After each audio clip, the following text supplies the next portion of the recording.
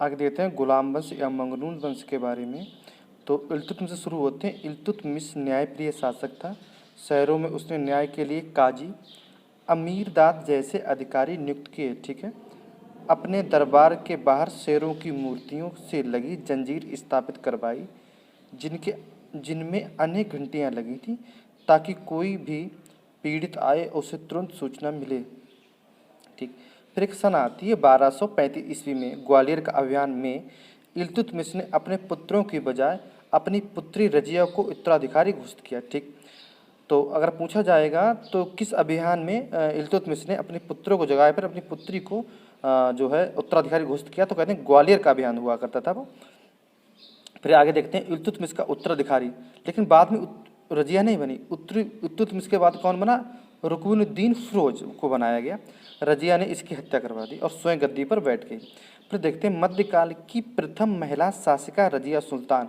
कार्यकाल देखिए भी थी, मतलब कार्यकाल 4 वर्ष। और रजिया और उसके सलाहकार एक याकूत था, उसका पूरा नाम था या जमात उद्दीन याकूत, एक हफ्सी के साथ विकसित हो रहे अंतरिक्ष संबंध।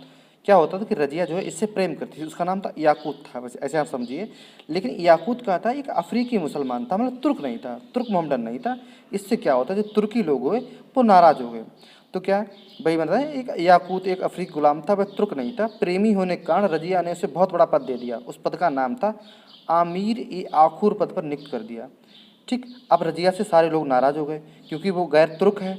ठीक। और उससे प्रेम करती है वो, इसलिए क्या इतना ऊंचा उसे पद दे दिया, अमीर ए आखुर का पद दे दिया, जो अश्व प्रधान होता था, ये पद दे दिया।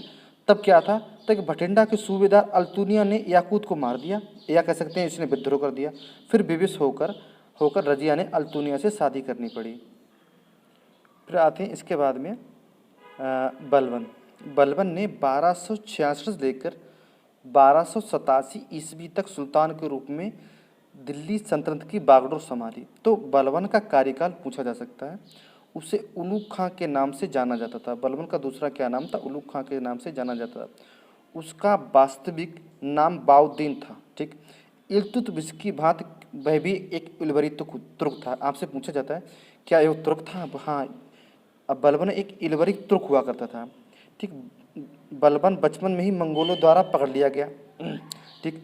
जिन्होंने उसे गजनी में बसरा के निवासी ख्वाजा जमालुद्दीन के हाथों बेच दिया।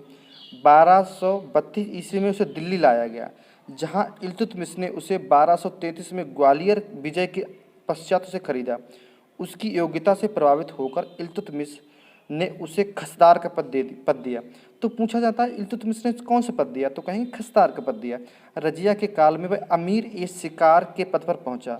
तो पूछा जाता है कि रजिया के शिकार में कौन सा उसे पद दिया गया? आमीर ए शिकार के पद पर पहुंचा। हालांकि रजिया के विरुद्ध षड्यंत्र में उसने किसके साथ दिया? तुर्की सरदारों का साथ दिया। फलस्वरूप बहराम शाह के सुल्तान बनने के बाद उसे आमीर ए आखूर का पद मिला। अब आपसे पूछा जाए कि रजिया से पहले कौन था, तो फिरोज। रजिया के बाद में था तो बहराम। ठीक। तो बहराम के समय वो उसे कौन से दिया? बहराम के बनने के बाद उसे आमीर ए आखूर का पद मिला। 1249 ईस्वी में बलबन ने अपनी पुत्री के विवाह सुल्तान हुआ करता था, ये इल्तुतमिश का ही बेटा था, उसका नाम था नसरुद्दीन, से किया। इस अवसर पर उसे उलूग खां की उपाधि दी गई। अगर आपसे पूछा जाए उलूग खां की उपाधि किसे मिली? बलबन। किसने दी? नसरुद्दीन। और नायब ए ममलिकात का पद दिया गया। ठीक। 1266 में बलबन दिल्ली की राजगद्दी पर आसीन हुआ था। इसने रक्त और लोह की नीति अपनाई थी। ठीक। बलबन के राजस्व सिद्धांत की 2 विशेषताएं थी। नंबर 1 कौन कौन सी विशेषताएं? नंबर 1, सुल्तान का पद ईश्वर द्वारा प्रदान किया जाता है या प्रदत्त होता है। ठीक। सुल्तान का निरंकुश होना आवश्यक है, मतलब सुल्तान का जो पद है वो ईश्वर द्वारा दिया जाता है और सुल्तान का निरंकुश होना आवश्यक है। बलबन ने राजा को धरती पर ईश्वर का प्रतिनिधि नियामत ए खुदाई माना। इसके अनुसार मान मर्यादा में केवल पैगंबर के बाद है।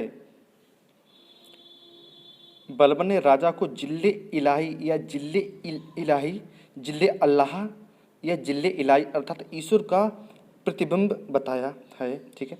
वह दिल्ली का प्रथम सुल्तान था जिसने राजस्व संबंधी सिद्धांतों की स्थापना की। वह अपने पुत्र बुखरा खां से कहता है सुल्तान का पद निरंकुशता का सजीव प्रतीक है।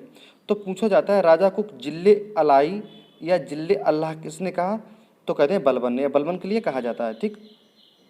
अच्छा, बलबन ईरानी बादशाहों से कई परंपराओं के अनुसार अपने दरबार में आरंभ किया। उसने सिजदा, सिजदा क्या होती थी कि भूमि पर लेटकर अभिवादन करना। जैसे कोई अगर राजा से मिलने आएगा बलबन से तो भूमि पर लेटकर अभिवादन करेगा। और पाबेस, पाबोस क्या मतलब, सुल्तान के चरणों को चूमना की रीतियाँ आरंभ करवाई। तो ये दो रीतियाँ हैं, तो किसने नाम पूछा जाएगा। अच्छा, अपने दरबार में प्रतिवर्ष फारसी त्यौहार नौरोज बड़ी शान शौकत के साथ मनाने की प्रथा प्रारंभ की।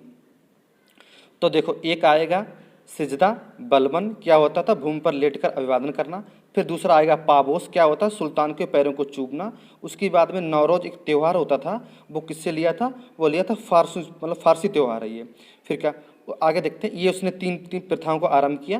फिर बलबन ने मंगोलों से मुकाबला करने के लिए बलबन ने एक सैन्य विभाग दीवान ए अर्ज की स्थापना की। वेरी वेरी इंपॉर्टेंट है, दीवान ए अर्ज की स्थापना किससे मुकाबला करने के लिए, मंगोल को मुकाबला करने के लिए।